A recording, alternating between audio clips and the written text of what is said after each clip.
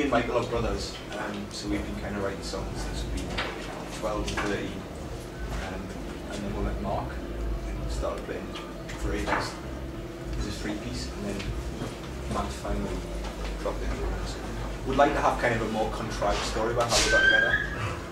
Just think on go. Like, Matt's dad was driving down the street in a car, hit Mickey. Matt got out the back, gave Mickey CPR, saved his life, and then we all became a band.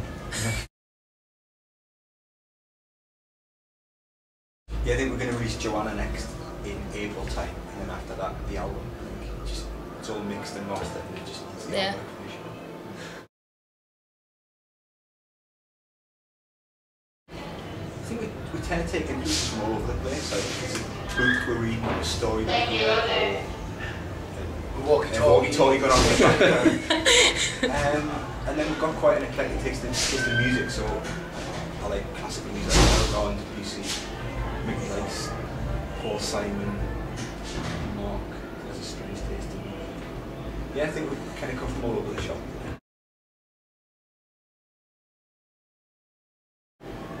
Me and Mickey do most of the writing, and then we're kind of taking it in the practice room, and it kind of gets bashed into shape from there.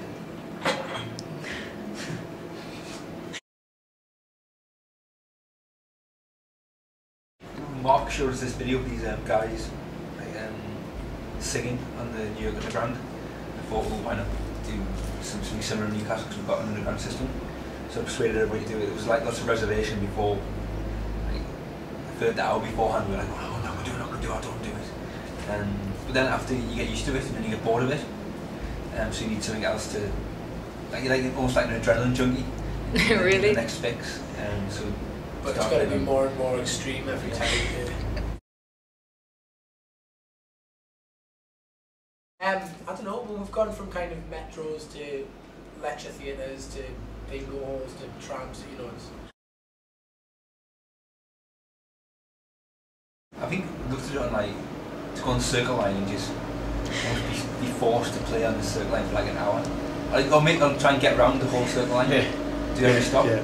That would be quite good. That would be good. Rob thinks it would be a good idea. Do like a play on the Circle Line. Not for us, just it would be a really good idea to have a play on an underground train going on the Circle Line where the actors got on and off. Like every stop was kind of a scene in the play, and at the stop another actor got on and one got off. And wow. The play would be complete all the time. Well, I'm going to sack these three off. I'm going to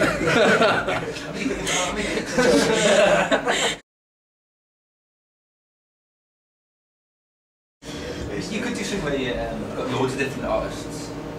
Yeah, that's a really good idea. Yeah, a festival on the Circle Line where different artists got on at each stop and did a couple of songs. Did a song and then got off in the next artist. You do know that the Circle Line is always buggered.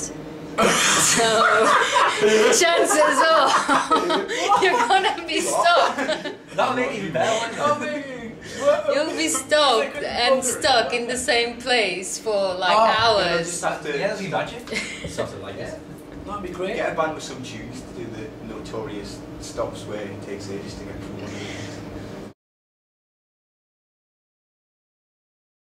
We tried to do some lectures in Newcastle, but had awful luck because I think it was either the first or the second one we did was an exam, and we didn't realise. So as soon as the doors were open, we were just entombed by security guards. Usually there's only one lecturer in the lecture room as well, and there's about 6 in this one.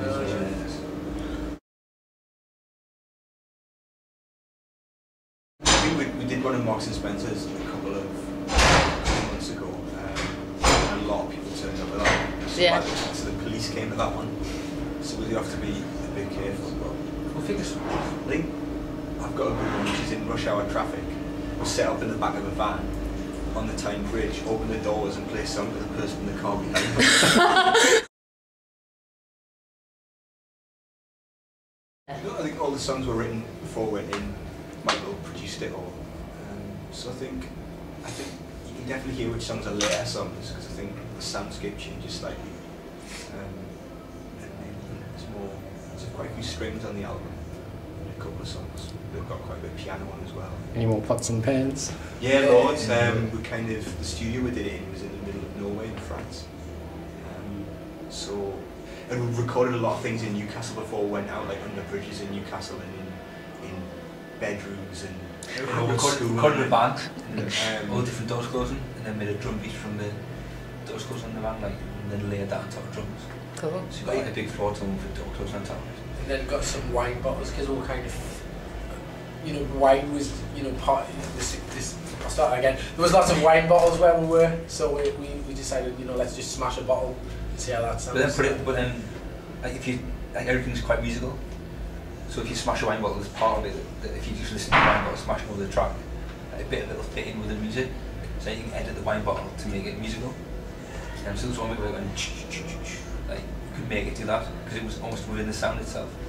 I think it's like that. Like people like Matthew Herbert who make music from like chance almost. I think I really like that aspect of something not necessarily being musical, but you can kind of morph it into.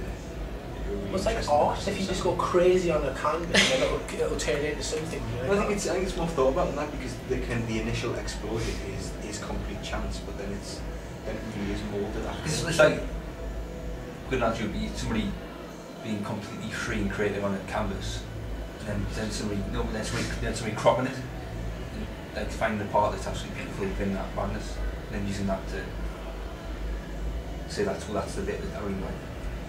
It's like life, really.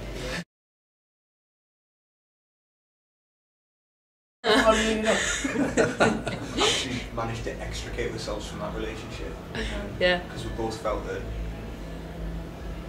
the album wasn't right for either party.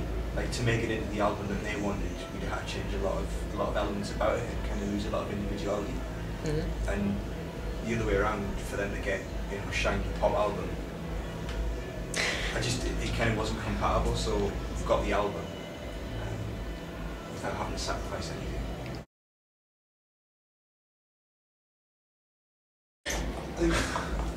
We just enjoy it, really. Yeah. You should be doing what you want to do. Don't mind. I think we've spent loads and loads of time just sitting in a room writing songs as well. I'm not saying that we've got like fantastic songs, but it definitely helps if you practice your craft. And like recording as well, we spent hours in a room, Mickey staring in front of a computer recording things. And About the eyes.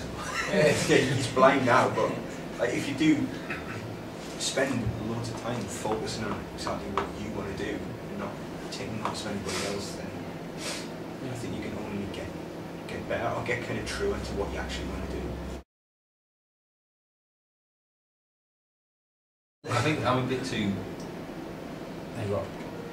I'm a bit like I almost want to do like I want to get the best out of the song.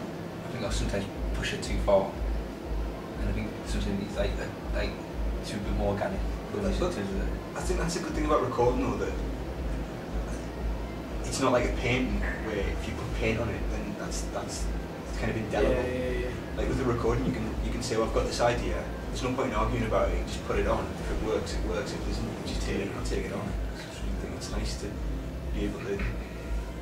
We tend to like put insane amounts on, and then peel it back, and then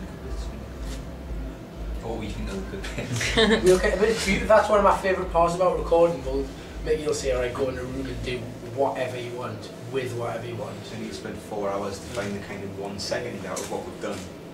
I think Mark spent like an hour before he was going home and set up like just loads of pots and pans and just craziness. Just like just on the floor. Just do what you want, and have fun for an hour.